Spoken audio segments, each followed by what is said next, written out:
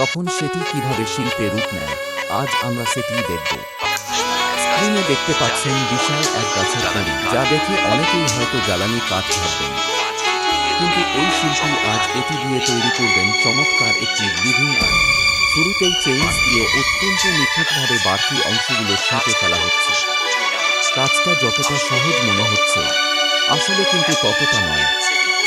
1 ইঞ্চি এদিক সেদিক হলেই নষ্ট হয়ে যেতে পারে পুরো পরিকল্পনা। শিল্পীর একাগ্রতা আর হাতের মাপ এখানে আসল যাবে। দেখুন, গণিতির প্রাকৃতিক আকারকে ঠিক দেখুন কিভাবে বসার জায়গা এবং ব্যাকরস বা হোল্ডিং দেওয়ার অংশটি খোদাই করা হচ্ছে। চেইনস এর কর্কশ শব্দ ছাপিয়ে এখানে ফুটে এক শান্ত সৃজনশীলতা। বড় কাটার পর এবার আসছে ফিনিশিংয়ের পালা।